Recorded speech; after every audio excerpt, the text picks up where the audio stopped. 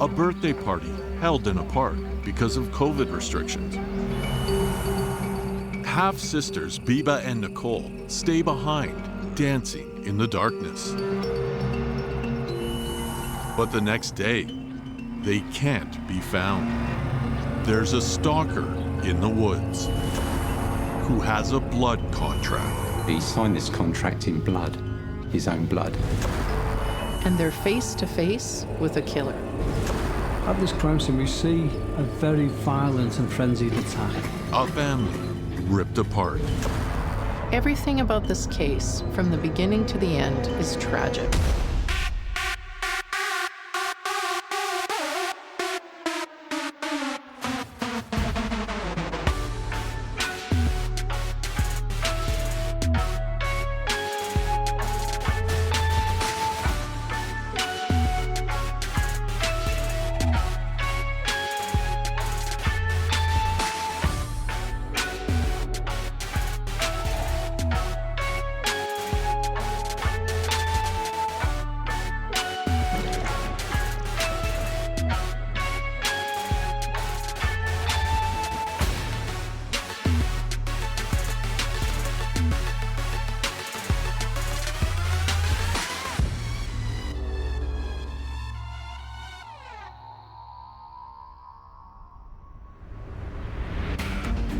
Friant County Park, northwest of London, is a hidden treasure, replete with a great variety of wildlife and wildflowers. It's got rolling hills, lakes. I think it's about 240 acres in size. A wooded hill with a fish pond is one of the many reasons that the park is considered the best remaining example of Middlesex countryside. As you can imagine, a very large city like London, green spaces are a premium, so people would use it and socialise there. I think we can all see ourselves doing that in our local country parks. In 1984, a conservation group is formed to protect Friant Park, which becomes a haven to many during the uncertainty of the pandemic. No indoor parties allowed, but you could socially gather outside at the time and have a gathering of up to 10 people.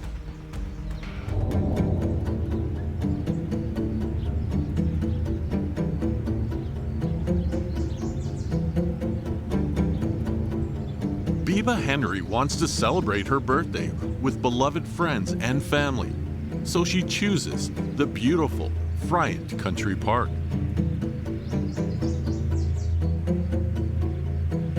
The location will allow her to invite friends while following all current COVID-19 procedures, which allows small get-togethers outside in open air. On Friday, June 5th, 2020, she and her sister go to a store in Kingsbury where they purchase blankets and pillows, alcohol, and food. They then take all these purchases to the park.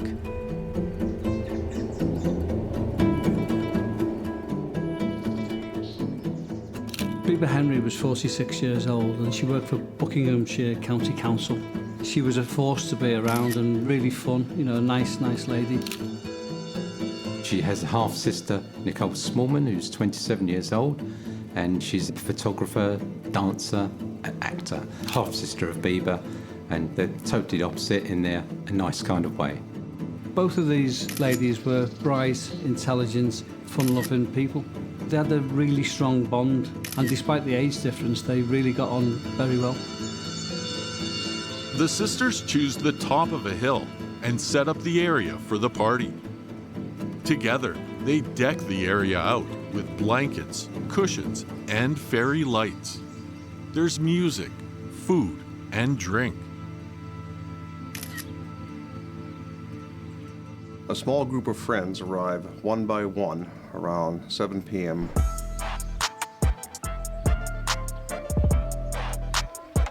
Old family friend Nina, who has been friends of the family since she was 16, arrives first to join the sisters at the top of the hill.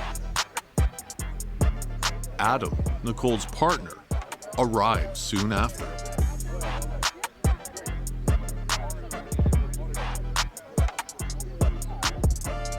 The view is stunning, and as more friends arrive, they start taking pictures with their phones.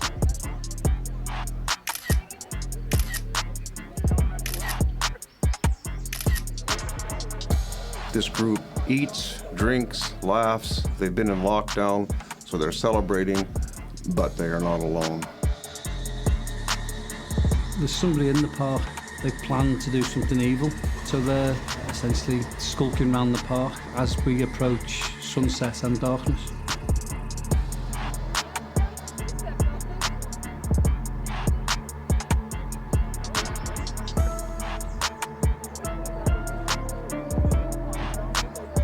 Biba Henry and Nicole Smallman stay at the party late.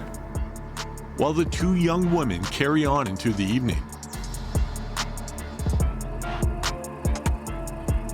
Were they even aware of the danger that was stalking them?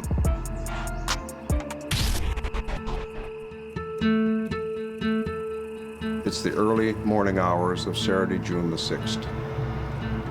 Nicole's boyfriend, Adam Stone, has left the party. She stayed. He tries to contact her and can't. A missing persons report is made at 5 a.m. Those missing person reports, high, medium or low. For example, if there's a young 21-year-old male goes out on a Saturday night and he hasn't come back the next morning by 8 o'clock, that might be unusual, but he could be staying over at a friend's. Clearly, a 5-year-old child who's gone missing from a back garden is an immediate high risk, so we need to find the child. So each case is graded on its severity, or threat, harm and risk, we call it. Nicole and Biba, 2 adult females. However, for them both not to be contactable by family and friends, the worry is there. What has happened? Why can't they get hold of them? The families were starting to get incredibly worried. Nicole had a pet at home that she always regularly fed and which hadn't been fed, so that was obviously showing signs of concern there. Adam Stone checked Nicole's bank accounts to see if anything had been spent or might give him an idea of where she might be. So they do the usual thing, they phone, they text, they ask friends, and your concern probably starts to grow the longer that nobody's been in contact with them. You can try things like tracking data on the phone, and if nothing's coming back, you start to get more and more concerned, because although the party went on after midnight, it wasn't planned to be an all-nighter, and we should still be able to get hold of our loved ones. They were growing more and more concerned and worried by the minute. It's Sunday, June 7th, when the family learns that the police have not been looking for Biba Henry and Nicole Smallman. So the family take matters into their own hands. It's a really worrying time when you report a family member missing, and you'll think, the police aren't doing anything, or what can I do to help? So it would be natural for the family to go to the last place that they were seen, which was Frion Country Park. On the 7th of June, around 12 o'clock, the family decide to go to the park themselves and see what they can find. Adam Stone and his father go. Nina Esmat is another lady who also attends. Nina Esmat finds a pair of glasses belonging to Biba, rings the police and is advised to bring those in. She immediately knows something is wrong because her friend would never have left them behind, but it's about to get even worse. Adam's father finds a blood-stained knife. So they leave the knife in place, which is the absolute right thing to do. Adam is on the phone talking to the police when he sees shoes lying in the grass. He runs over to the trees and forces his way into the brush. Sadly, this is then followed by Adam discovering both the bodies entwined together in the wood. Police and the London Ambulance Service were called to the park, where they find 2 females unresponsive. Stone texts Nina, and then he calls the mother of Nicole and Biba. He says, "I found them, they're gone."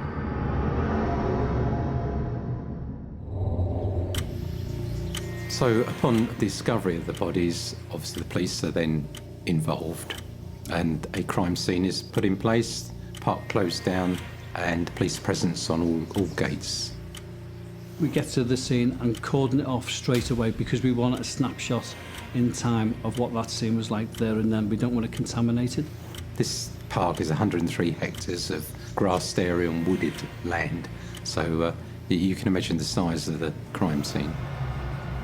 And the golden hour is the time immediately after an offence has been committed, when forensic evidence is at its freshest, witness recollections are the most clear. The women's cell phones are missing, so police need to find them. There could be crucial evidence on them that could lead to a killer. 2 officers are designated to guard the bodies, while other officers search the area for clues and to process the file. You've got 2 bodies that need to be dealt with at the scene, and we wouldn't remove any clothing. We'd see what injuries they do have. There's an awful lot of work before bodies can be moved. You've also got an awareness, are there shoe marks around in the grass? Is there a blood trail leading away? They found the party bags there, suspects' clothing, so a load of photography going on, video. So before a body can move, it could be a couple of days if necessary. So you're trying to identify, did the suspect cut himself? We know that the bloodstained knife has been found, so that would be sent straight up to the laboratory to be treated as an urgent submission. Can we find any suspect's blood on that? Is there any drops of blood leading away from the scene? Because they can obviously only belong to the suspect. So before the body is put into a body bag, you would also cover their hands with bags to conceal any evidence, and one also goes over the heads as well. If you've got a lot of bleed injuries, obviously, and the body goes into a body bag. The officers who will be assigned to guard the body can conceivably be there for hours.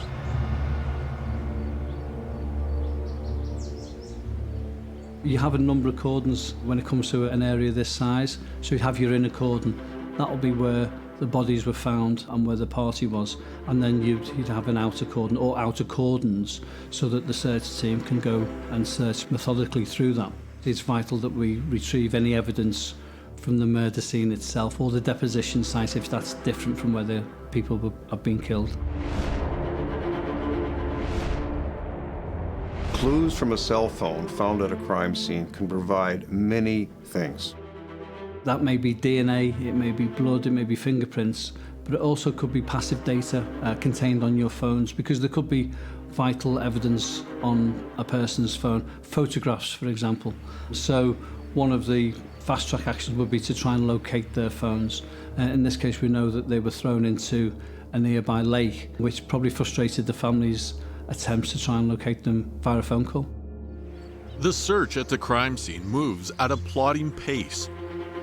But then there's a breakthrough. The women's cell phones are found. Detectives find at 1:26 a.m. that Biba's phone is locked out and someone tries to access it without the code. The phone reveals Nicole and Biba dancing with lights in a series of photographs taken in a burst. We know this was a party, there was lots of photographs being taken, there may have been videos, and who knows, a review of that may reveal the identity of the killer. The last photo, taken at 1:13 a.m. British summertime on the cell phone, shows the girls looking distracted off to the side. We don't know what they're looking at, and we don't know who took the picture. This photo was taken in the last few minutes of the sisters' lives. Who or what did they see?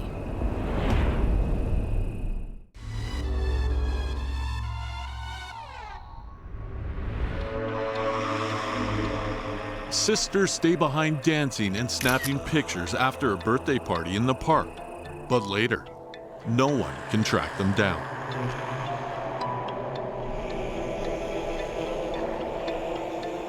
Friends and family go back to the park to search for them and find some of their belongings scattered in the grass.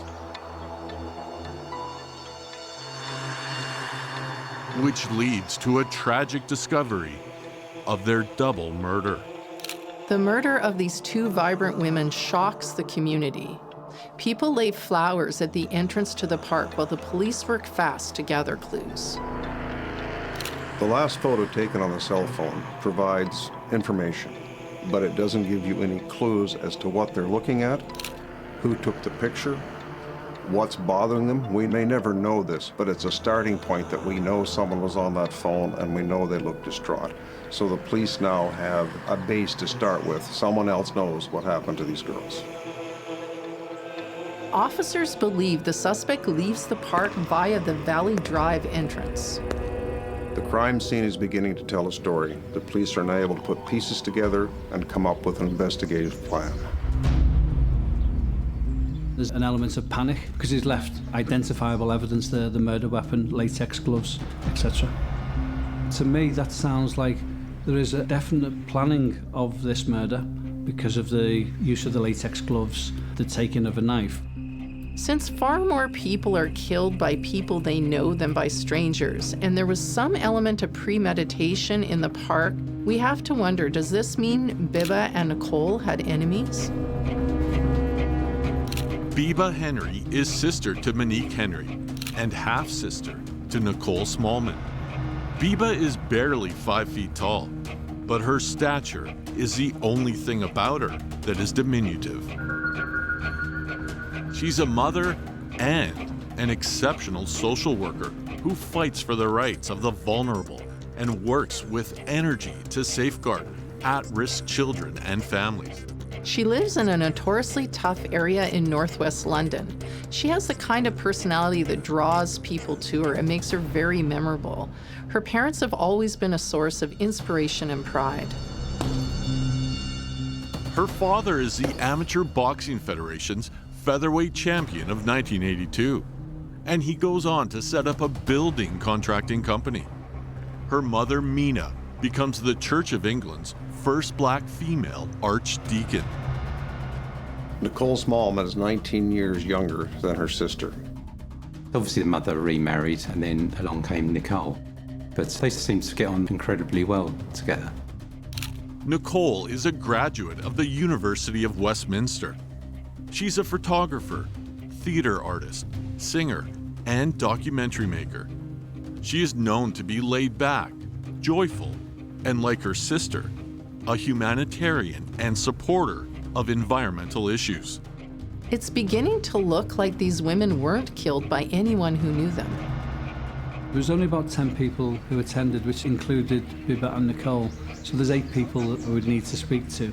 And I think it'd be pretty quick to rule them out because they left the party. We could track them on their phones as well. But they were all close friends of Biba and Nicole. The autopsy provides grim details of the attack. This had all the hallmarks of a violent stranger attack. Biba was stabbed 8 times and had no defensive wounds on her whatsoever, so you'd assume that she was attacked by surprise and could do nothing to stop her attacker. Nicole was stabbed over 40 times. That's horrendous. It's horrific to even think about. Police make an appeal to the public to come forward if they know someone who had been wounded in the last week and has not been able to account for their injuries. Just weeks later, it comes to light that the 2 officers left to guard the bodies Decided that they'd take pictures of the bodies and send them on a WhatsApp group that they were in to about 40 people. And they put something like pictures of 2 dead birds. This is the most ridiculous thing that 2 officers could possibly do in a case like this. There's only one word that can describe it, is stupid. This shocking development adds yet more pain and horror to the devastated family of the victims. Their mother, Mina Smallman, blasts police, alleging racism and the toxic culture of the police force for not searching for her daughters, and for the dehumanizing photographs and comments. So as can be expected, scandal erupts when this video comes out, and the police are now in damage control mode. While the police service deals with the scandal, investigators continue their work. We knew we had a bloodstained knife that was submitted to the laboratory, and some blood found on the knife was found not to belong to either of the girls. I've seen this before, a frenzied attack with a knife. You're stabbing it, it's really, you use a lot of force. And when a knife comes up against a hard object, such as a bone, the knife's going forward, then it will stop, but your hand doesn't stop, and your hand could come along and you could cut your own hand on the weapon itself. The perpetrator, the killer, will leave their own DNA at the scene. The killer leaves a large quantity of male DNA at the scene. It's analyzed and labeled Unknown 1. Now the police have got a national database, so that was fast-tracked to see if the person is already on the database, so we could go and find them straight away. A search of the national database revealed there was no match, so the killer was not known to the police.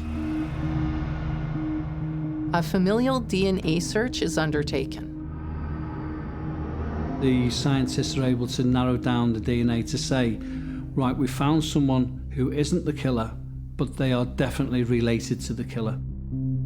If a person's male, you'd look at the sons or their fathers.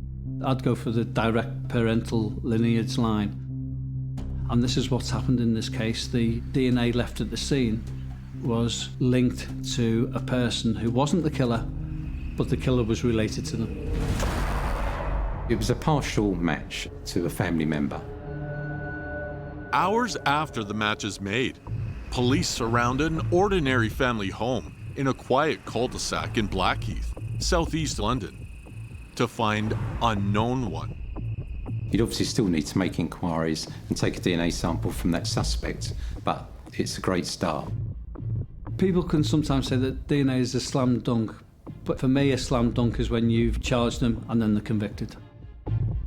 At this point, police are looking for a slam dunk.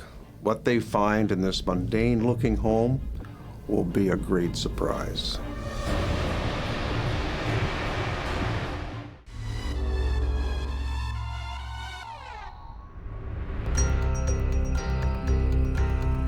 When two sisters are murdered, police believe that the killer is a stranger.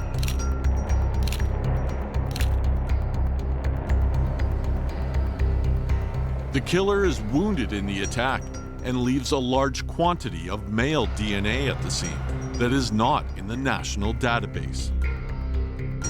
But a familial DNA match is made, and officers close in on a nondescript residential house. It's July 1st, 2020, now nearly 1 month after the deaths of Biba Henry and Nicole Smallman. Police have identified Daniel Hussein as a suspect in this case because the DNA matched that of his father's. So his father wasn't the killer, but Daniel Hussein is his son. Shortly after 1 a.m., armed police smash in the door of a home in Blackheath. The police find 19-year-old Daniel Hussein through the DNA because his father, Kamal Hussein, has a DNA match on record. The value of DNA testing is that when one family member is in the system, you use genetics and you can track down by elimination through the family line. So his dad was in the system, they found him.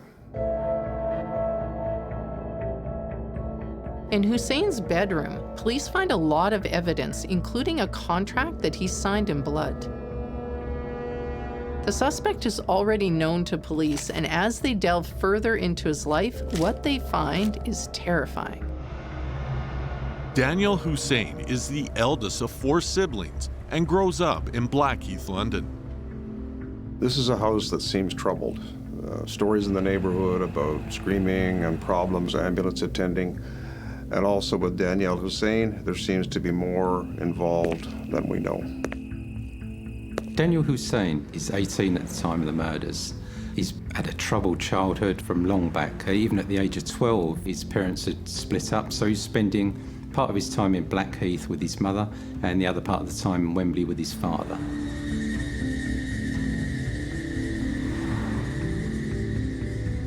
Fellow students describe him as creepy. At one point, he stalks a female student and follows her home.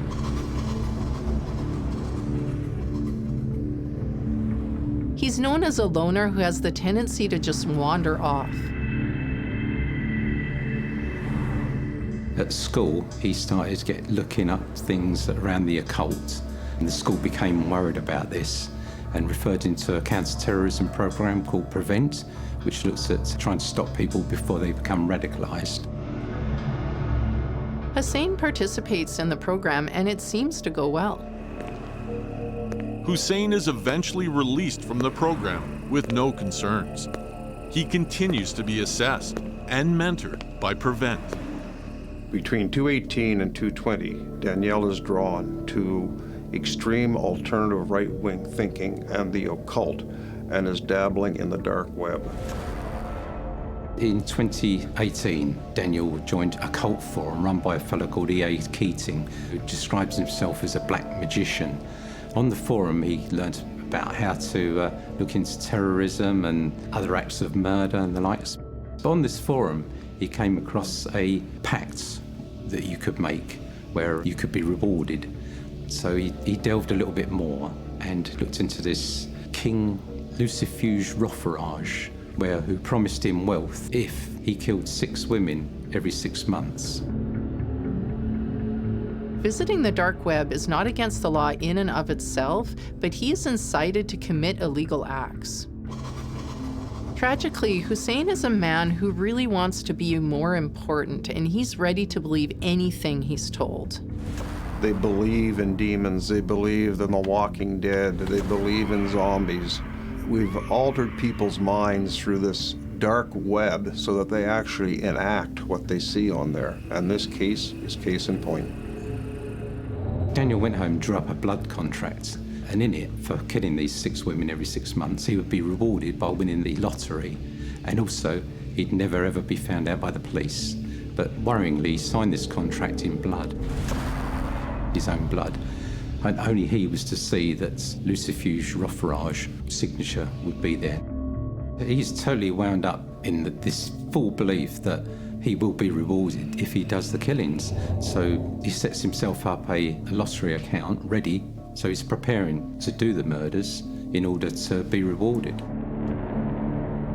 He believes he's going to gain both money and the ability to attract women, but at this point in his life, he's not doing very well. He's supposed to be attending his A-levels in college, but his attendance is poor. Even his family is starting to notice that there's something wrong with him.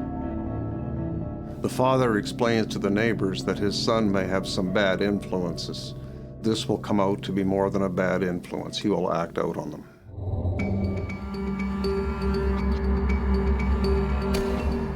The familial DNA match leads police to a home where they find a young man who has a suspicious wound. Police observe the middle finger of Daniel Hussein's hand has fresh stitches.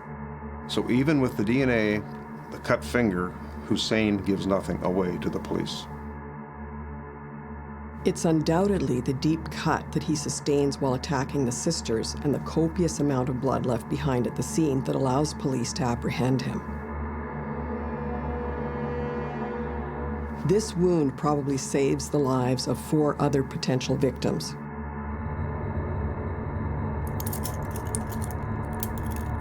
Hussein is arrested, and he tells police that he has Asperger's and problems with his memory, and therefore he won't answer questions.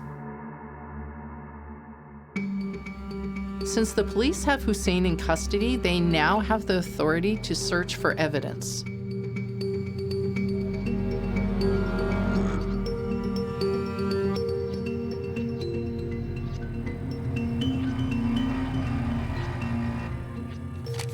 And while the killer is being apprehended, there is another crime being investigated. The 2 police officers who were guarding the bodies of Biba Henry and Nicole Smallman at the crime scene are suspended and arrested on suspicion of misconduct in a public office. If found guilty, there will be serious consequences for sharing these photographs of a double murder. The case is investigated by the police watchdog, the Independent Office for Police Conduct. They will investigate the selfies and whether racism played a part in the delayed police response when the women were initially reported missing. Now, the grieving family of Biba Nicole must endure 2 different trials and pray that they see some measure of justice. Police must work to gather enough evidence to ensure that no other women will be targeted by this violent offender. This case needs to be ironclad. Daniel gave his victims no mercy, and it would appear that unless he's put in custody, he's ready to kill again. Hussein refuses to cooperate during the interrogation. He's not saying anything.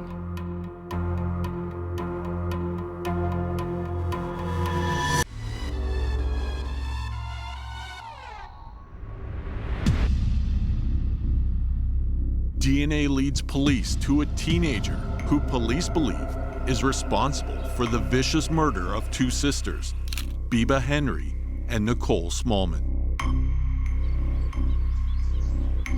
And two officers share pictures of the sisters' bodies along with derogatory text.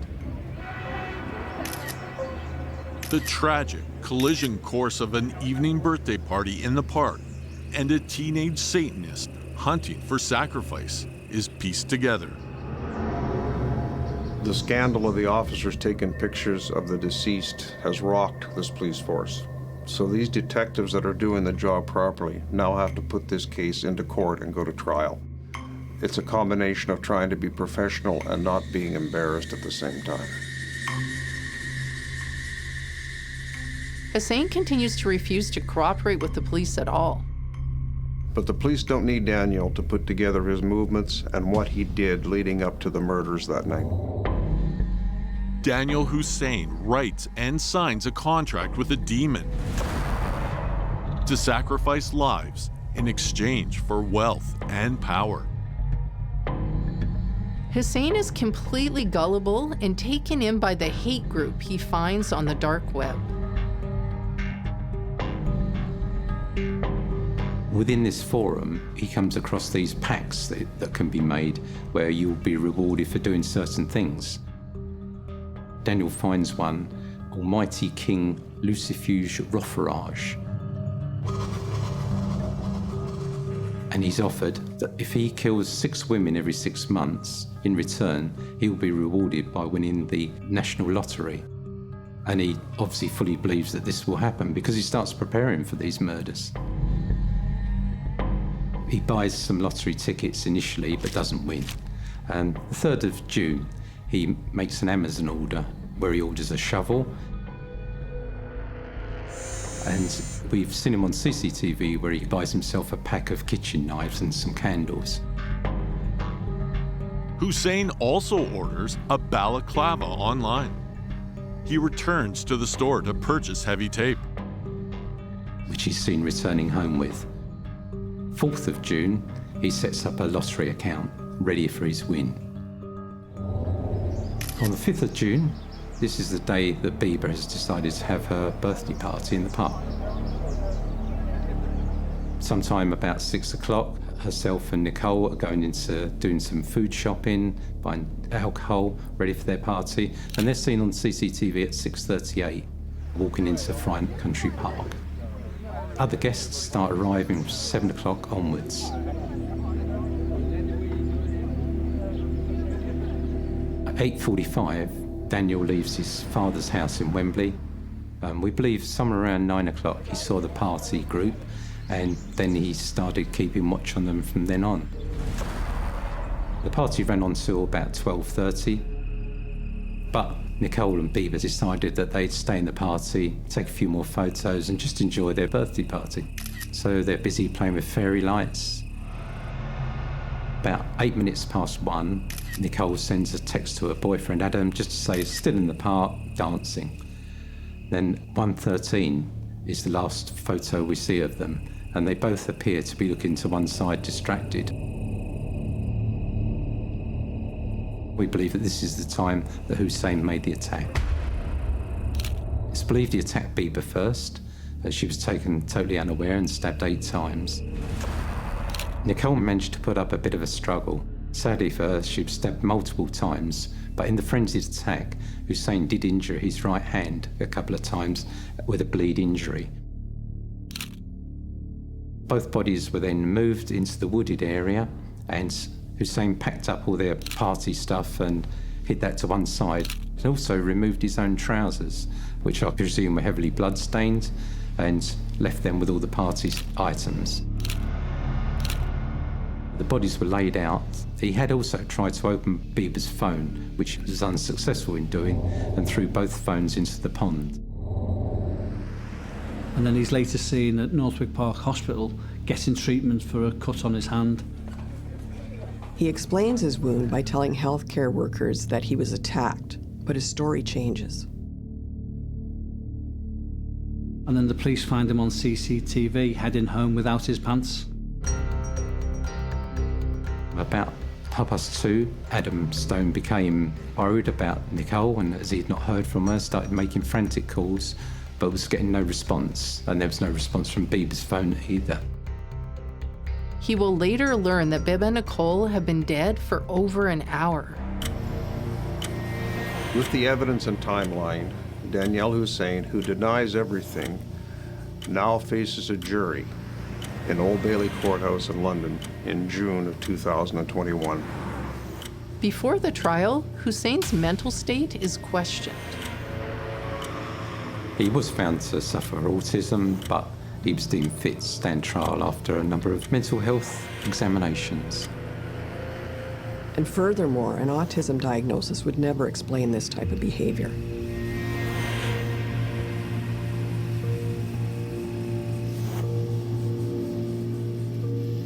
The evidence is stacking up against him, even though he stubbornly refuses to acknowledge it. Through the timeline, CCTV footage showed Danielle Hussein purchasing knives a day before the murders. He claims the CCTV footage has been altered, which is almost impossible. He claims someone else writes the notes in his bedroom, even though his thumb and fingerprints are on it and he signed it in his own blood.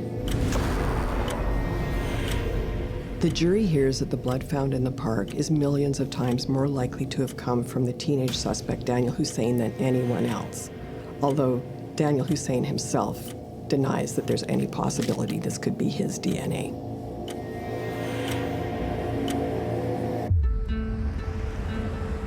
Daniel Hussein pleaded not guilty at the Crown Court, and that's everybody's right to do so. However, by doing that, the sheer weight of evidence was brought before the jury and laid out, and anyone could see that Daniel Hussein was guilty of these two murders. Target samples from the victims' bodies showed that they were dragged into the bush by their feet after being murdered.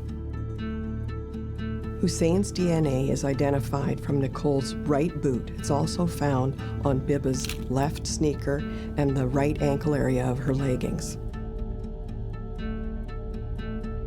DNA also links the defendant to blood spots on the ground and bottles from the party.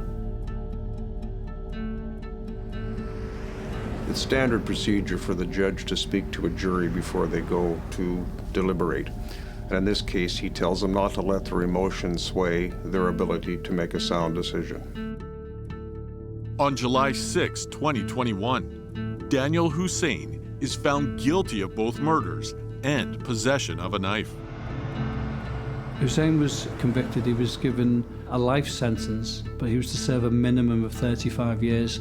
Now, in this case, it really will be a minimum of 35 years. I'll be astonished if he doesn't serve a lot longer than the 35 because of the evil nature of these murders and the threat that he poses to women for a very, very long time. Personally, I hope he never gets out of prison. The judge states that Hussein is highly culpable. But even though he won't admit any guilt, he planned to kill for wealth and power through the lottery system. He didn't win. No winning tickets. He played the lottery and he lost. He'd killed two women because he thought he was going to come into millions of pounds. It didn't work at all, no, it's just an evil plot to kill two women. The family has more questions, like why didn't the police search for the women when they were first reported missing? The family had to go to the park and find the victims themselves. This seems like racial profiling, so they call for change within the police force. Daniel Hussein will not be able to target women ever again. Extreme terrorism is probably more prevalent now, or has been since 9/11. The difference these days is the access to the internet and information straight away. It's opened people to a whole world of influence and radicalisation. And you can do that from the comfort of your own bedroom. The takeaway from this is that two loving girls have both lost their lives. On August 3rd, 2021, a vigil is held at Friant Country Park to honor the victims. But the horror and stress isn't over for the family. They have a second trial to attend. The two police constables charged with misconduct after taking and sharing pictures of the victims stand trial and plead guilty to misconduct in public office. One officer resigns just before the trial, while the other is fired by a disciplinary tribunal. They are sentenced in December 2021. Their job was to guard the bodies instead of this dehumanizing behavior of taking pictures and posting them. It could have jeopardized the case. You don't know what you're tampering with. You could be messing with DNA, altering something at the scene. It's obvious these two individuals had no idea what they were doing. Each officer is sentenced to 2 years and 9 months. Biba Henry and Nicole Smallman, vibrant women with everything to live for, strictly obey COVID protocols and hold a party outside. It's so tragic that Biba and Nicole followed the rules of the COVID lockdown and are viciously murdered because of it. The commissioner of the Metropolitan Police Force admits there's more to be done to improve the public trust in the police. But that is of little consolation to the grieving family of Nicole Smallman and Biba Henry.